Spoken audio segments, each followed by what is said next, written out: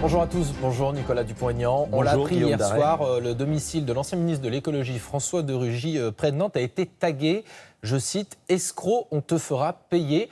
Vous avez été l'un des plus virulents. Est-ce que vous regrettez certains mots ou pas quand on voit jusqu'où certains sont prêts à aller ? J'ai pas été un des plus virulents. J'ai simplement dit que le général de Gaulle payait ses factures d'électricité et qu'il n'y avait pas de confusion des caisses et que si on veut que la vie politique respire, il faut que chacun ait une éthique. Et quand vous voyez jusqu'à où ça peut aller, par exemple, mais vous croyez que j'imagine. Bien sûr, je condamne ce genre de propos.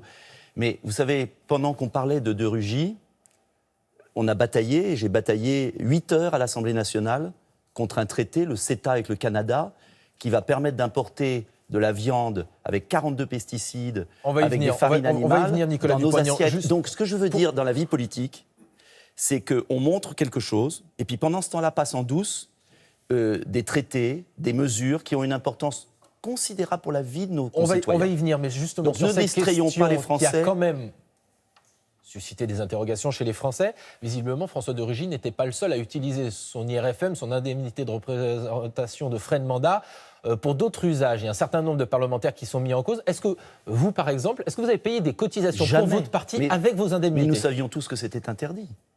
Donc jamais. Voilà. Donc il y a un moment, il faut... Vous savez, la plupart des élus sont honnêtes.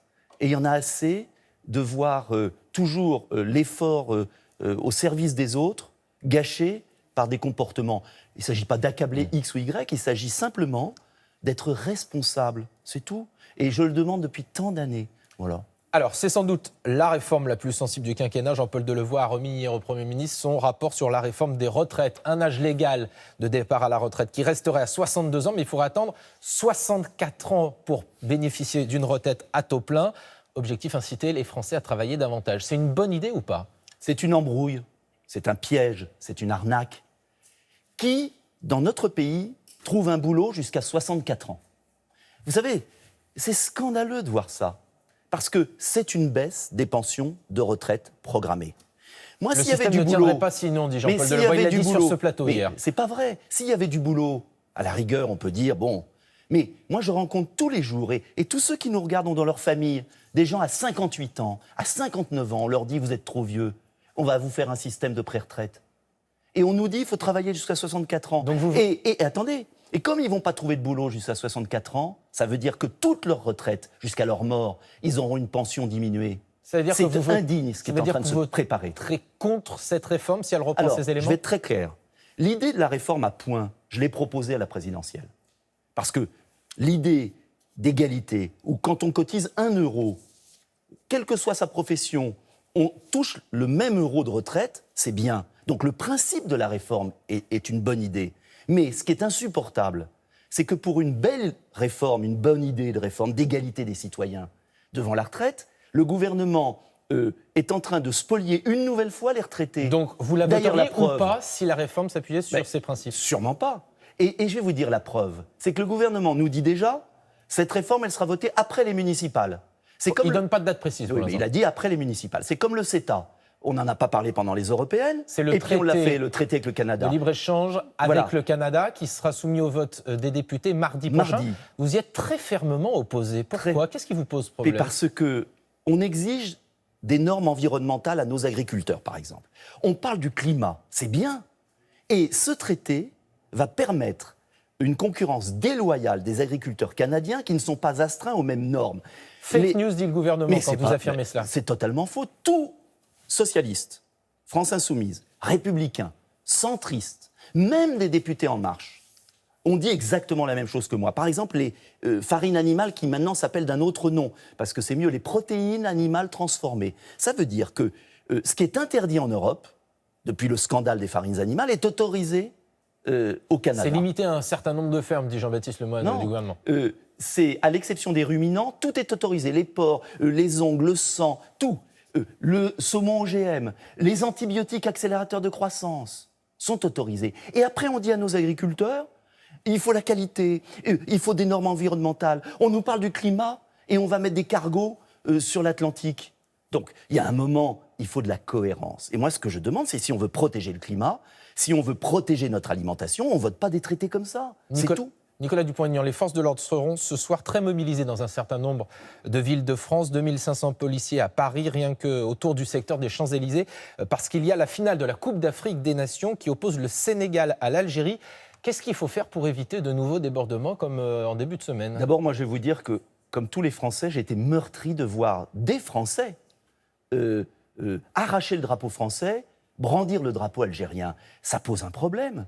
Et moi, j'ai envie de dire à ces jeunes, qui sont une minorité, je l'espère, j'ai envie de leur dire, la France, elle vous a accueillis, elle vous a nourris, elle vous a éduqués, elle vous a soignés.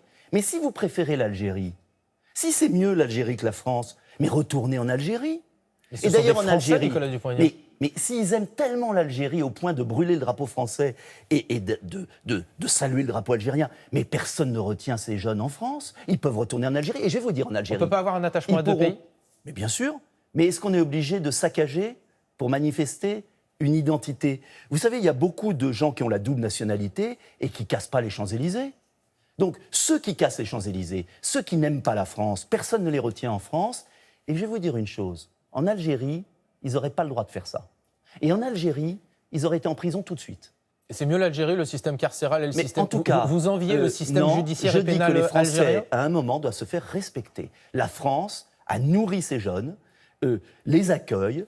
La France doit être respectée et on peut aimer son pays d'origine tout en respectant la France. Et ceux qui ne respectent pas la France, ils retournent en Algérie. Bon courage, bonne chance. Nicolas Dupont-Aignan, on est en fin de saison, on va faire un petit bilan. 3,5% des voix aux européennes pour Debout la France.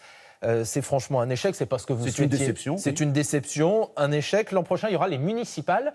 Est-ce que vous feriez liste commune avec le Rassemblement national de Marine Le Pen ? Non, parce que moi, j'ai toujours considéré que les municipales, de grâce... Donc pas d'accord avec le Rassemblement national ? Avec personne, parce que les municipales, c'est pas la question. Le trottoir, moi j'ai été maire 22 ans. Le trottoir, l'école, elle n'est pas de gauche, elle n'est pas de droite, elle n'est pas Rassemblement national, elle n'est pas républicain, elle n'est même pas Debout la France. Nous avons des centaines d'élus locaux Debout la France, mais qui sont non inscrits, qui sont au service des autres. Et les municipales de grâce, laissons les Français choisir leur maire qui dépasse les clivages. Mais je vais vous dire, moi je vais tirer les leçons, et on va tirer les leçons aux universités de rentrée de cet échec aux européennes. Vous allez vous retirer ? Et non, je vais continuer le combat et je vais vous dire, ce que je regrette dans la vie politique française, c'est que quand on dit des vérités, on nous dit fake news.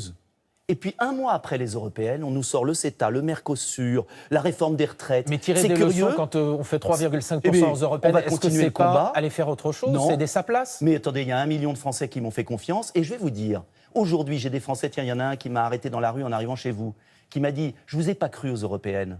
Parce que le gouvernement nous disait « Mais M. Dupont-Aignan raconte des choses fausses ». Et puis en vérité, un mois après les européennes, on a la réforme des retraites, on a le CETA, on a le Mercosur. Donc moi je pense que les Français, au contraire, aiment les gens persévérants et je serai persévérant avec nos vérités. C'est ma vérité, c'est mon combat politique. Merci beaucoup Nicolas Dupont-Aignan, c'est à vous Thierry.